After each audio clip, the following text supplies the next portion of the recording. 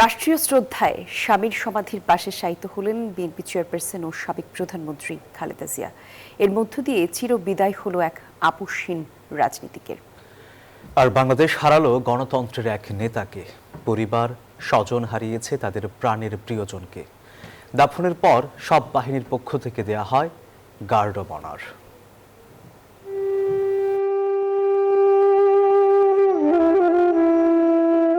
এক অনন্ত যাত্রার পথ, যার মধ্য দিয়ে শেষ হয় ইহকালের সব দেনা পাওনার হিসেব।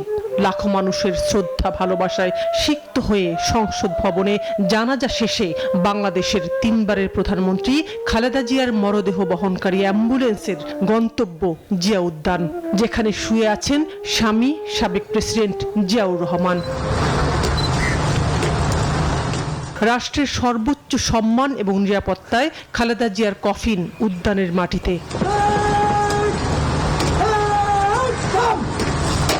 সশস্ত্র বাহিনীর সদস্যদের কাঁধে লাল সবুজের পতাকায় মোড়ানো খালেদা জিয়ার কফিনের সাথেই হাঁটছেন জ্যেষ্ঠ সন্তান তারেক রহমান, সঙ্গে কন্যা জাইমা, স্ত্রী জোবায়দা এবং আরেক সন্তান কোকর স্ত্রী কন্যারা। মরহুম প্রেসিডেন্ট জিয়াউর রহমানের পাশে শায়িত করার জন্য খালেদা জিয়ার মরদেহ কফিন থেকে কবরে নামানো হয়। মায়ের মরদেহ কবরে নামান তারেক রহমান।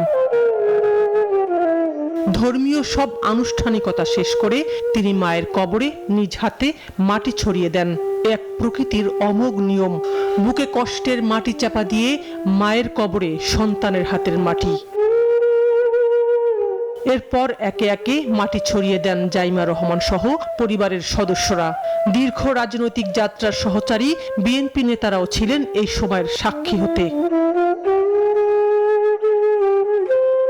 এরপর সব বাহিনীর পক্ষ থেকে রাষ্ট্রের সর্বোচ্চ সম্মান জানানো হয় খালেদা জিয়াকে।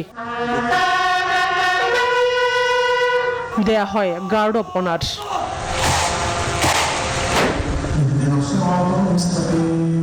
সবশেষে বাংলাদেশের গণতন্ত্রকামী আপসহীন নেত্রী খালেদা জিয়ার অনন্ত যাত্রার শান্তি কামনায় অনুষ্ঠিত হয় দোয়া মোনাজাত।